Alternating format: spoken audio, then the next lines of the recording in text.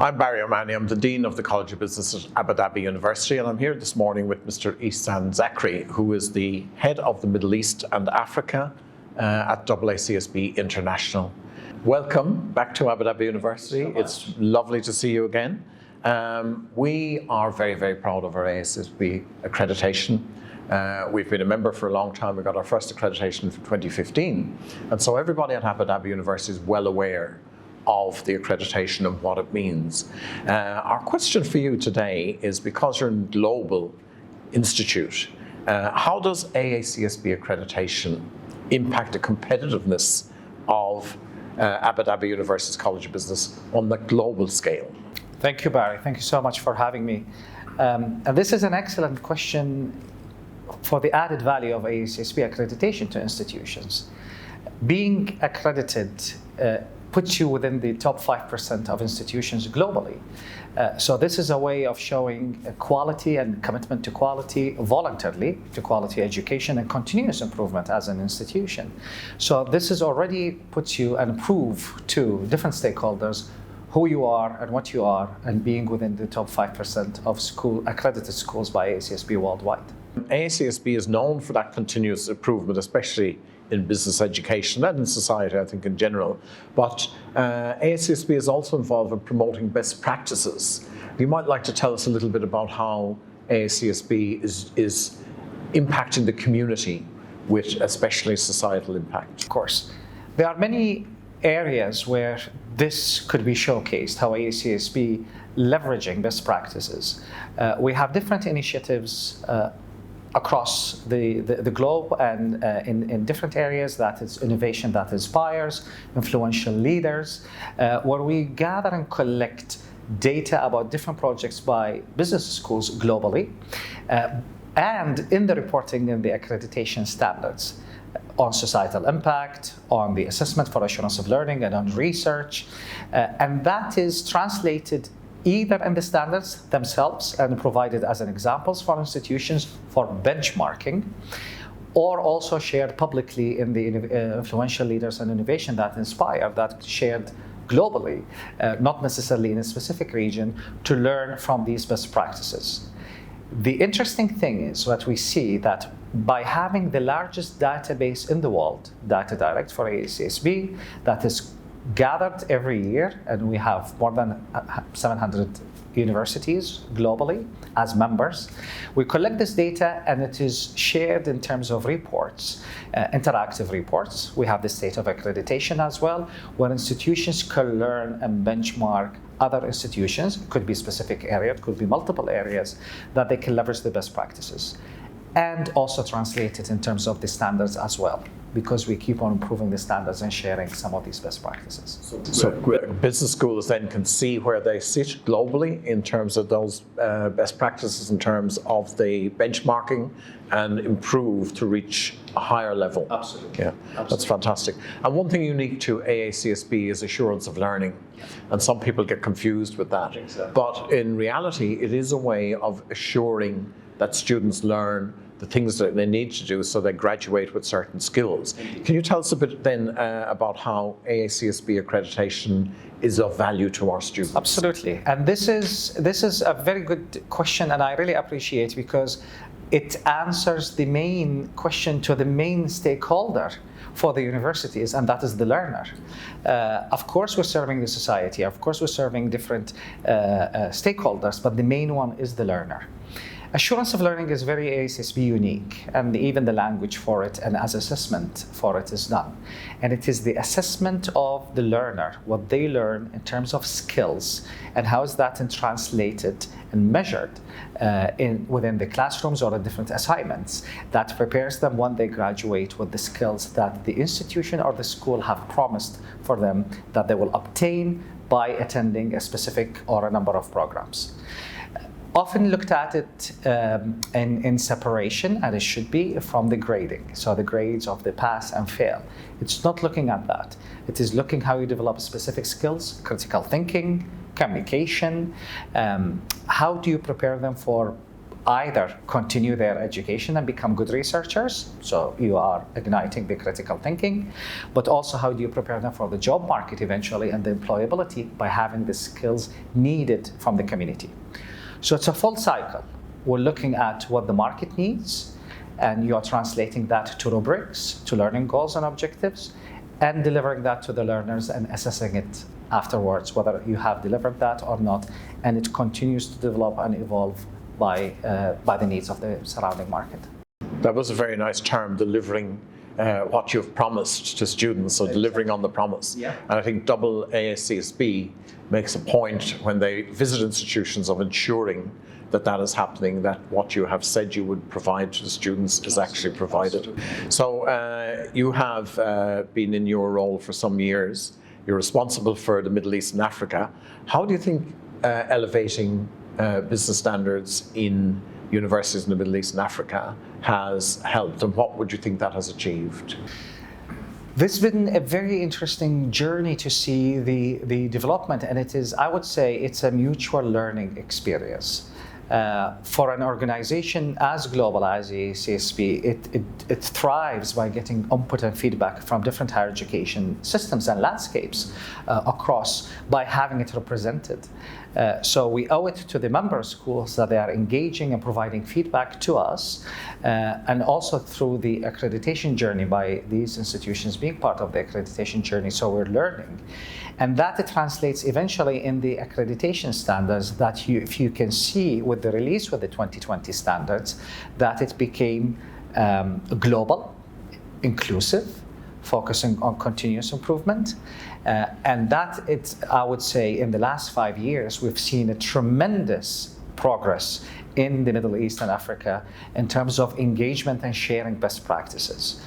So that was a big change in the mentality of sharing and mutual learning between institutions, between faculties and leaders of business schools, and sharing best practices across. So it could be translated in terms of numbers of schools accredited or entering the accreditation process, which shows maturity from these institutions and ability to manage such a big project as the initial accreditation that takes several years. But also you see it in a number of examples, as we mentioned earlier, that the innovation that inspires and influential leaders coming from the region as well, showing that there is a growth and progress in the region. Excellent. That's very interesting. And you mentioned a few points there. One is that, especially in the UAE, there are so many different education standards and different curricula that students do in high school. Yeah. And indeed, there are various options at university levels as well. How would a parent or a student discern the best institution for them, and where does AACSB fit in that choice or decision? Absolutely. Of course, we recognize that this is a moment where the decision being made, and it depends on where you are in the world, where the involvement, of course, of the parents in that, which is valid. It's a valid point, and you see it for the prospective students as well. What being in AACSB accredited institutions shows to the parents and the prospective students that this institution is committed to quality on many levels.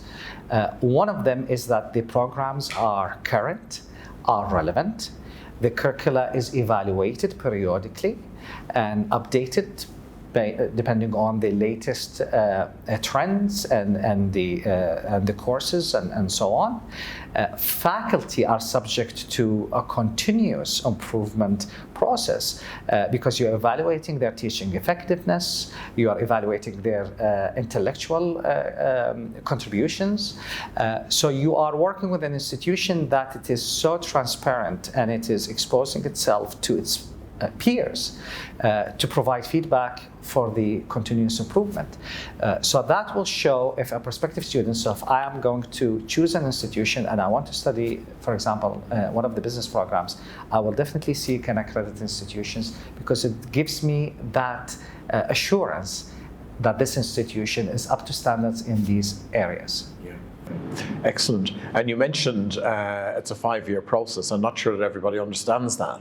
But when a institution becomes a member of AACSB, it takes 5 years before they reach the standards often that you require for accreditation. And you mentioned faculty. So you're going in, you're looking at programs, you're looking at the relevance of programs, you're looking at the marketability of the student when they graduate, but you're also doing programs to develop faculty. Correct. Isn't that right? So you can see now why it's such a long journey. Absolutely, absolutely.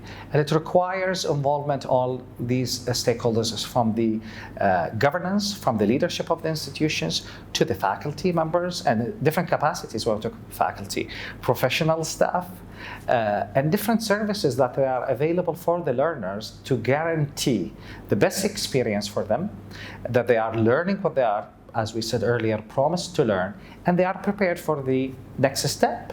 Could be a master's program furthering their education, or a doctoral program, or it could be to join the market and contribute for the public, private sector.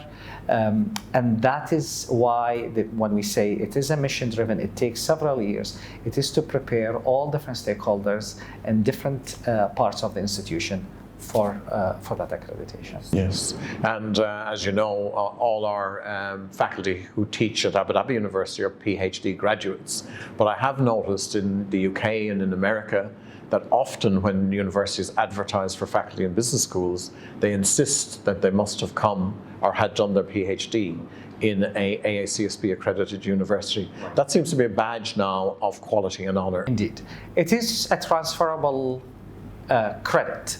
It is to know that this faculty member is coming from an institution, whether they studied there or they worked with an AACSB accredited institution, because then they can transfer their knowledge and experience as well to this institution. I can see it as well now happening with partnerships between institutions, that it is required to be an AACSB accredited, because you know that you are dealing and speaking the same language with the other institution. You can have shared programs, you can have double degree or a joint degree, without the fear that you need to go these few years in explaining and implementing some of these standards. So I see it shifting from being a luxury to a necessity, actually, right now. Okay, and I think that graduates coming from an AACSB accredited business school also have a number of benefits. For example, a graduate from an undergraduate degree who wants to take a master's in another country in an AACSB accredited school are likely to be accepted on the basis of the quality of the school they came from. Absolutely. It is, as I said, it is a transferable. So we see it with different institutions. The exchange, for example, it is required for the exchange of students between countries. In some parts of the world, of course, there's a systematic way in doing that, but I can see this is it's very global, that you can go to an institution that it is AACSB accredited, and it is required in terms of the standards. And it is not just being a burden. That's not the point. The point is that you can transfer these credits and the experiences between institutions. And that will make it much easier, but also guaranteeing the best experience for these learners. I will not send a student for an institution that I don't know that the quality is controlled. There is assurance of learning. There are faculty qualifications. So their learning experience, as in the home institution, will be the same as at the partner institution. Right. So this is your advice then to students: is that this is what you're going to get in an AACSB. Absolutely. So students studying at an AACSB accredited school have a number of advantages, and I think that's important what you said about being able to move from one AACSB accredited school to another, especially in the UAE, where the population of expats particularly tends to be transient. So it seems to me like that's a very seamless journey then. Absolutely. You are working with an environment that is changing rapidly, people relocating. I studied my undergraduate in one country, my postgraduate was another country, my doctoral will be in a different country. So it's not continuing in one location. If that's the case, that's absolutely fine. But you need to go to places that you are able to look at the quality of these institutions. And this is what the accreditation provide that. This is what the AACSB accreditation can guarantee, that you know that this institution is up to standards and it is a continuous improvement. It is every 5 years. If the institution is accredited, it's every 5 years it's reviewed. It is peer reviewed and provided feedback. Your curricula is always up to date. Your faculty qualifications are always up to date, and the expectations from the governance and the other areas to support the learner. And that's what will guide learners across the world to do that, but also for faculty mobility. And currently we are standing at 56 countries where we have AACSB accredited institutions. We're up to 965 accredited institutions globally, but that still amounts to only 5% of accredited institutions worldwide. So that's about in almost 1,000 different schools that our students could go to and say, we'd like to join you here. And it's interesting, isn't it, that as you said earlier, there are so many different curricula in the UAE specifically, and students can study an American, a Canadian, a British curriculum and still access the benefits of being able to transfer seamlessly to an AACSB accredited school. Absolutely, absolutely. And that is, again, the beauty of this mission-driven accreditation. It's looking at the quality of the institution itself, regardless of these different systems where they are existing. This is why we're able to exist in 56 countries in terms of accreditation. It recognizes that, and it encourages and empowers it, and it is delivering the best quality of that system where the students are learning.